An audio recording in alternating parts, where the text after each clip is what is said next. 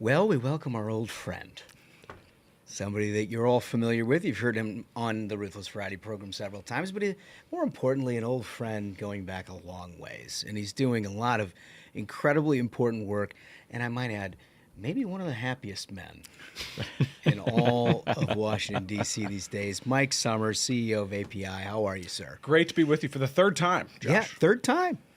Well, it feels like it should be more than that. I feel like we've maybe dropped the ball on that.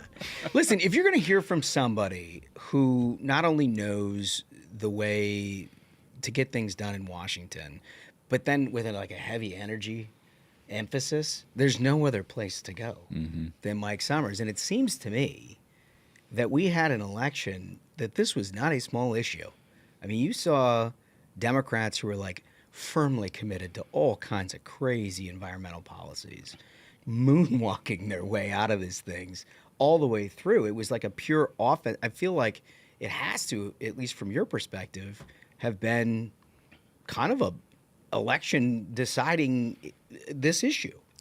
One thing that we know, based on all the data that we've seen so far, is that there was no question that energy was on the ballot this year, particularly in two of the most important swing states in Pennsylvania, where fracking was an issue based on all of the exit polls, and in Michigan, where the EV mandate, the heavy-handed EV mandate from the Biden administration, absolutely was an election decider for many, many people in the state of Michigan.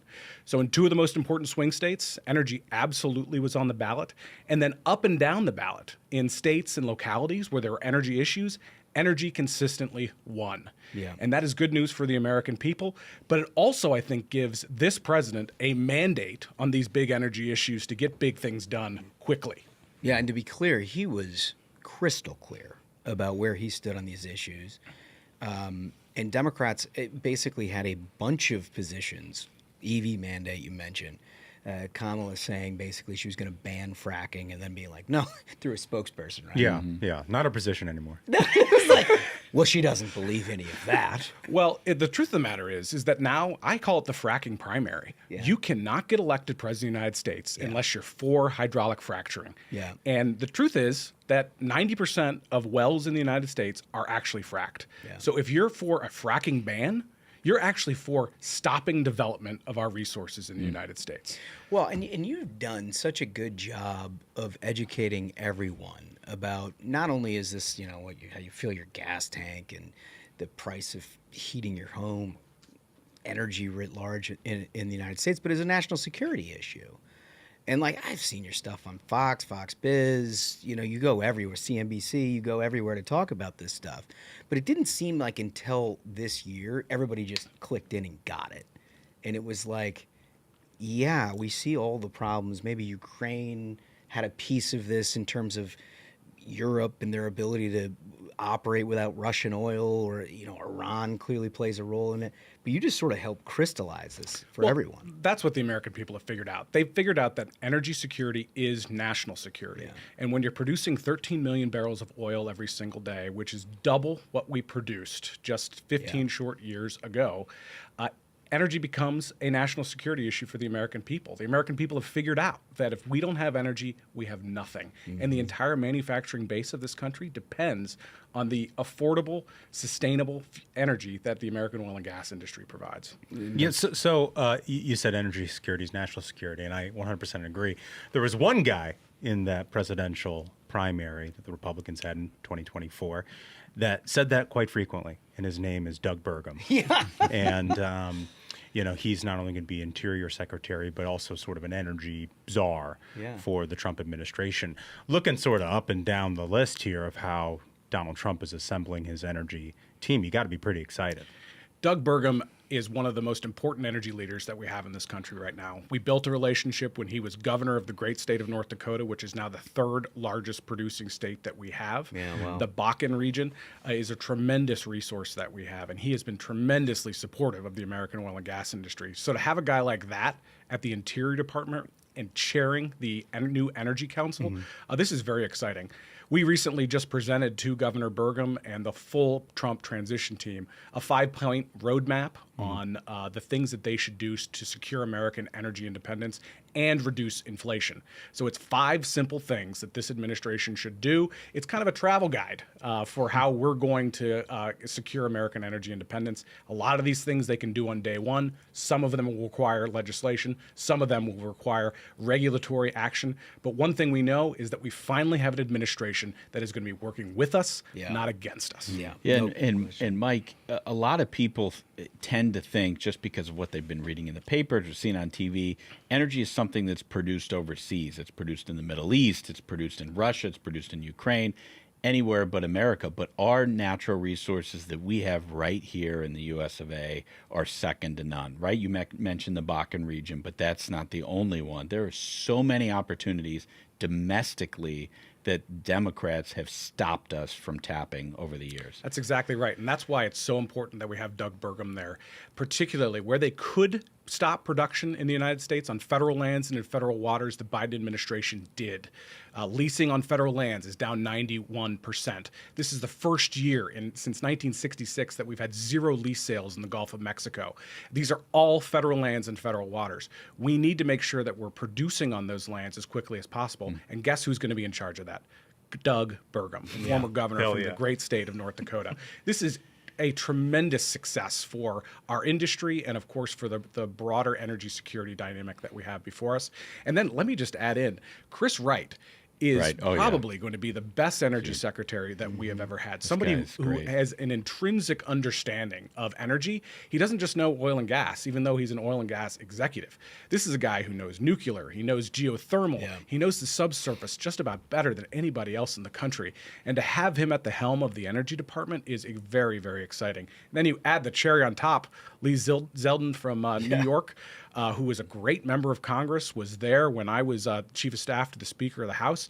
This is a guy who has a great understanding of the political dynamics and how important energy was for this election. So you couldn't get a better energy team in my mind. Yeah, that's great. Well, you certainly earned it. Look, I mean, when we started in this line of work, Sommers, it felt like despite the obvious virtues the American people inhabit based on what we have here and our ability to be energy independent, we were always playing defense on this thing.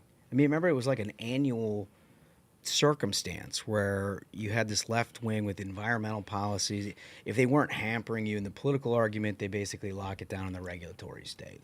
They would do all these things, and they were able to do it undercover, basically not telling the American people what it was that they were up to. You guys flushed all of that out. And I think President Trump flushed all of that out. Every one of our candidates, if I'm not mistaken, had a very clear mind about this issue set. And so there are several in this election that I feel like settled something. This feels like it settled something. Like, Americans want to be energy independent. Yeah. And I will also say that there are really 2 big things that have happened in the last 15 years that have made the difference. One of them was just the innovation from the oil and gas industry.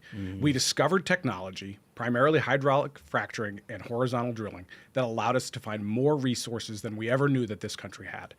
And that was not something that the government did. It is something that entrepreneurs in the oil and gas industry did. And it led to the revolution that we're in today, where we're actually a net exporter of energy, not a net importer, which is how the 4 of us grew up. And the fact that we've been able to export American energy has been a game changer for American foreign policy. But second, there was actually one big policy change that made a huge difference, and that was when we lifted the oil export ban in 2015. Congress made this decision that the Carter-era oil export ban was going to go away, and as a consequence of that, there were new markets for American energy. And when we opened up those markets, guess what? We found more resources. The same thing can be true for American natural gas now. We need to lift this ban that the Biden administration has put into place that disallows new export permits for American liquefied natural gas.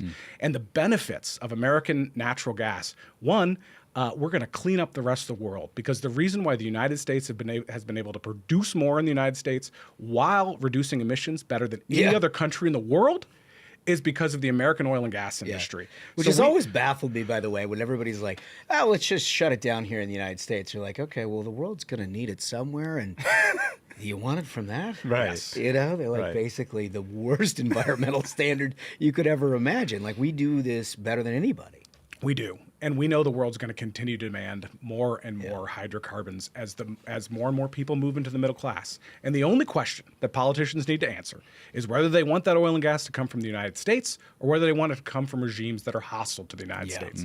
That's why this is a national security issue. And we're excited to finally have an administration that recognizes that. I mean, you've been on a long journey. I mean, I remember the challenges during COVID when usage just went down and markets crashed, and you were sitting with the President of the United States trying to figure all that out and help sort of guide an industry and also just consumers through that era of time where you could have had, you know, a decade or more of just horribly priced, unaffordable priced energy. And yet here we are now. And then you get Biden showing up. He's like, oh, the first thing, let's get rid of the XL pipeline. You know? Yeah. And like, I can only imagine the pinball machine that felt like. So now, like, I could tell why the man's smiling. Yeah. You know? It's like, if you've gone through that and you've popped out the other side, man, it seems like it's working. Boy, it sure does. And I'll tell you, let's think about that COVID moment for a minute. So we had the entire world economy basically shut down. Yeah. Kids weren't going to school, people weren't going to work, everybody was working from their living rooms. And the world only declined in the amount of oil that it was using by 10 million barrels a day. So on average, we use about 100 million barrels of oil every single day. So just think about that, 100 million barrels of oil every single day. Yeah, that's a lot. We only declined to 90 million barrels a day of use during the COVID period. But the markets were pricing it as though it's like Negative. evaporated. right, Yeah. I was about to planet. open up swimming pools, put oil in it, right?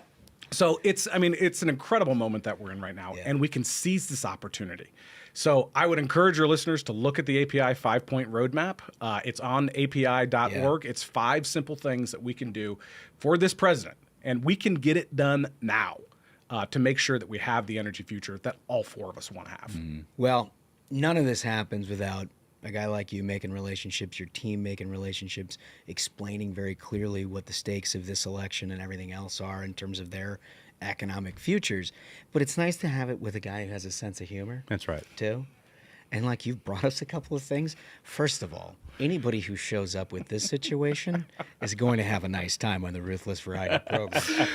I'm pretty excited about this. This is a Midwinter Nights Dram. This is a rye bourbon, actually finished in port barrels, made by High West Distillery in Park City, Utah. This is something that you're going to enjoy on your Thanksgiving episode. Oh, fantastic. Yeah, and on the episode, I think that's a challenge. Yeah. It's a challenge. You might regret what you asked for. That's right. That's good. And then, you know, we talked about all the excellent positions. And I know you guys don't weigh into healthcare. So the appointment of Bobby Kennedy at RFK, he had some controversial things back in the day. Back in the day. To say about your industry. But President Trump, I think, was very clearly demonstrating what he's going to do and not going to do. And you've had some T-shirts. We've had some T-shirts made. So Bobby Kennedy was at the election night party.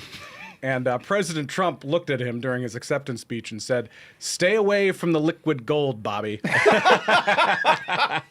And so I had some T-shirts made for you guys that demonstrate the importance of our industry during this important moment in American history. Only Trump can deliver a line like that. Oh, so good.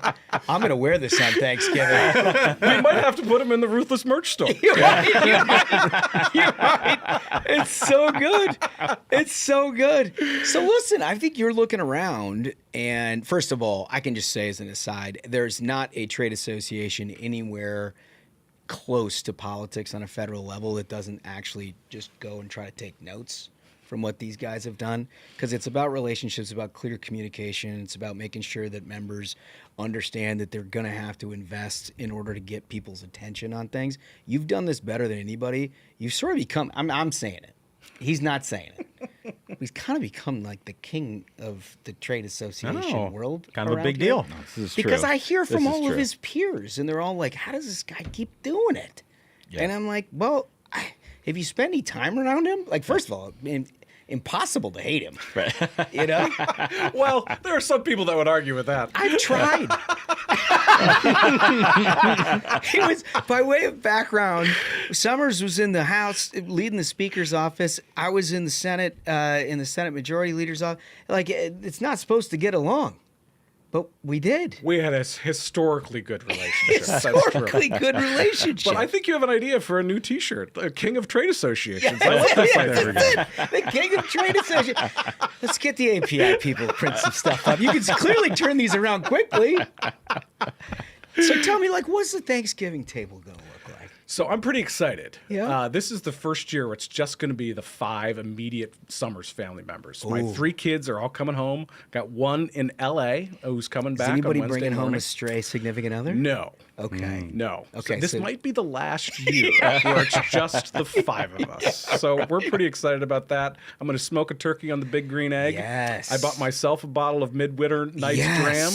And we're going to have a great party. And you should start that early, too. We'll give you instructions on Thursday. I'll tell you, my day, usually, we start Thanksgiving on Wednesday. Yes. And I smoke a brisket on Wednesday. That's the first thing I do. So that smoker's And going. it's going. Never It's really going cools for- down. It never does. Just Not keeps in it my even house. 225 all the way through the week. It's like My a kiln. house. That's right. It's like a kiln.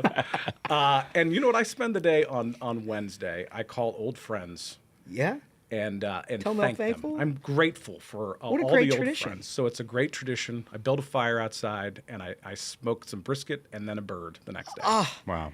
Imagine you get just overserved on bourbon, smoking a bird, and then calling old friends. I love you, man. Everybody's like, I really like Sommers, but I really like Sommers this year. This is a different. We'll bring everybody a T-shirt. I mean, look, there's a lot to be thankful for. There's a lot to be thankful for. And you all have got what is a historic opportunity, not only for the industry, not only for energy independence in America, but for everyone to finally understand that you don't need to outsource your economic future to China. You don't need to rely on hostile countries in order for Americans to experience the everyday things that we had known and become accustomed to over the last 40 years. And it felt like that was slipping away for a long time. And it's back. Well, let's have a moment for the folks that were elected to the United States Senate, too. Yeah. Dave McCormick from the fracking state Yeah. of the great Pennsylvania. is Ran gonna on this issue. He did. And is going to be a tremendous ally to this industry. Jim Justice from the state of West Virginia, Yeah. an energy-dependent state, is going to be a reliable vote for energy for many, many years. And then Bernie Moreno from the state of Ohio, Yeah. another energy-dependent state. This is a guy who replaced Sherrod Brown, who never voted with us on one little thing. Yeah. And now we have an energy champion in Bernie Moreno. How exciting is that? Totally. And then, again, cherry on top, Tim Sheehy from the state of Montana, who understands how important energy is because he's a military guy. You know, you can't power your tanks with solar panels. You're going to need hydrocarbons for decades and decades to come. I'm sure Jimmy Carter had an idea of how to do that. The old put on a sweater and turn down the thermostat. That was the way to handle it. I was actually telling Ashbrook right after the election, like, Jimmy Carter, we should have to put the solar panels back on the White House now so it can become an annual tradition. Whenever we kick a Democrat out of the White House, we rip them back off. Throw them on the South Lawn. Well, here's the thing. One thing that we recognize that the other side doesn't recognize is that we're going to need a lot more energy into the future. In fact, Goldman Sachs suggests we're going to need 50% more energy in the next 10 years than we use currently today. So we're going to need it all. We're going to need a lot of oil and gas, and we're going to need a lot of alternative energies, too. I was reliably told you just plug something into a socket. That's where it comes from? Yeah, the that's socket. right. If the I was socket specifically doesn't- told. Yeah. No. But we're going to need it all. And that's the future, is we need a permitting bill that actually supports all sorts of energies because this AI revolution is here, and it is only going to be draining our resources more. So we're going to need more. Yeah. Talk to me a minute about that. Yeah. So, I mean, the key is, a lot of people talk about, well, I'm for all of the above energy. But what they say when they actually mean that is they actually want none of the below. Yeah. And again, we're going to need it all. So this AI revolution, have you driven through Loudoun County, Virginia recently? Yes, the data servers. Exit. The data servers out there, Yeah. it is going to require a lot of energy into the future. And energy prices are going up. So while there's been a slight downward tick on gasoline prices now, energy prices, power prices are going through the roof. If you haven't looked at your power bill recently, you should. And the reason they're doing that is all of these new commitments that the utilities are making to green the grid. That sometimes makes sense. But when you're in a state that gets really cold or really hot, you're going to need a lot of natural gas to. Turns back out, it like up. wind farms in places that don't have wind, Yeah. are not great, or like solar panels in places where the sun's not out is not great. So you So have you to need be able like to a build. supplementary. For And natural gas is almost always that right option. So in order to build these high-powered transmission lines all over the country, if we're going to have that build-out, you're going to need a permitting bill that gets through the United States Congress in 2025. We have to get it done. That means pipelines. That means high-powered transmission lines. This is about the future of our country. And if we don't get it right, this country is not going to continue to thrive and succeed. And that's why I'm so excited about a new administration and a new energy council led by Doug Burgum and Chris Wright that actually understand how important energy is going to be to the American future. You're telling me Mayor Pete didn't understand it? I mean, he spent $7.5 billion to build 8 stations for EVs Did around those the country. even show up? I was like, it might be like one I think or they two. installed one of them. Did they? Yeah. Yeah. I think it's in our garage actually, down in our parking garage, and it's coned off. Right. Well, we just get enough. The Nobody best uses parking it. spot. Even in Washington D.C., nobody uses the electric charging. Well, you just spots. get, it's the holidays, so we're all using them. You get an extension cord, and then you plug an extension cord into the extension cord. Sooner or later, then we have a whole grid just off one of those chargers. I'm sure. Josh, as somebody who's worked in Kentucky politics, and the two of you as well, you remember Thomas Massey, still Sure. a member of Congress. I one time saw Thomas Massey driving down the road, and he drives a Tesla. But being from Kentucky, he also has a bumper sticker on it that says "powered by coal." Point being, so good. that energy's got to come from somewhere. Right. That's and good. most of the time, and for most people, even if you're driving an EV, it's a vehicle that is powered by natural gas. Yeah. And that's going to be critically important for. Well, our we future. build Thanksgiving centerpieces out of coal in Kentucky. I thought that's what you got in your stocking. Well, that too, but it's for different reasons. That's for different reasons. Listen, you are the man. I can't thank you enough. First of all, huge friend of the program. You've been huge for us. Loved what we were able to do this summer at the convention. That was a fun time. Yeah, wasn't it? let's do it again. Let's We have an just- inaugural coming up. Yeah, let's just Yeah. keep on rolling with this stuff. I love it. And this is incredibly important work. We like to laugh and have a good time, but I really mean it. There is no better advocate for American consumers in the energy space or anywhere than this guy, Mike Sommers. Thank you so much for being here, pal. Thanks, guys. Great to be with you. Stay ruthless. Great to see you.